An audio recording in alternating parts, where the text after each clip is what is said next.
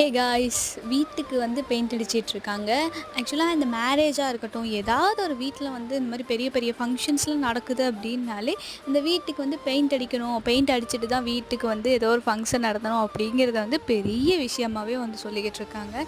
எதுக்கு தான் பெயிண்ட் அடிக்கணும், பெயிண்ட் அடிக்காமல் ஃபங்க்ஷன் பண்ண முடியாதா அப்படின்னு சொல்லி கேட்டால், no no no no, paint அடித்து தான் ஃபங்க்ஷன் பண்ணணும் அப்படிங்கிறாங்க. வீடெல்லாம் பார்த்திங்கன்னா கசன்னு இருக்குது. திங்ஸ் எல்லாம் அப்படியே போட்டு எல்லாம் காலையில் வந்து இவங்க பெயிண்ட் அடிக்க வந்தாங்க அப்படின்னாலே வீடே வந்து ஒரு மாதிரி தலைகீழ மாறிடுது. எங்கள் வீட்டில் வந்து ஏன் தான் அப்படி பண்ணுறாங்களோ அப்படின்னு சொல்லிட்டு எனக்கு தெரியல. இது எல்லாத்தையும் அரேஞ்ச் பண்ண போகிறது யார்? நம்ம தான். இதெல்லாம் க்ளீன் பண்ணணும், எடுத்து வைக்கணும், துடைக்கணும். ஐயோ சாமி, வீட்டுக்கு பெயிண்ட் அடிக்கிறாங்களோ இல்லையோ, பெயிண்ட் அடிக்க வரவங்களுக்கு இருக்க வேலையை விட நம்மளுக்கு தாங்க அதிகமான வேலை. ஓகே, அவங்களுக்கு நான் வேலைக்கு டீ எல்லாம் வச்சு கொடுக்கணும். ஸோ அதுக்கு தான் டீ எல்லாம் ரெடி ஆகிட்டு இருக்கு. இன்றைக்கி கிளைமேட்னு பார்த்தீங்கன்னா ரொம்ப டல்லாக தான் இருக்குது. மழை பேஞ்ச மாதிரி தான் இருக்குது. எப்போ பாரு மழை பெய்யுது. உங்கள் கிளைமேட்லாம் எப்படி இருக்குது? இந்த மாதிரிலாம் உங்கள் வீட்லேயும் இருக்குமான்றது மறக்காமல் கமெண்ட்டில் சொல்லுங்கள்.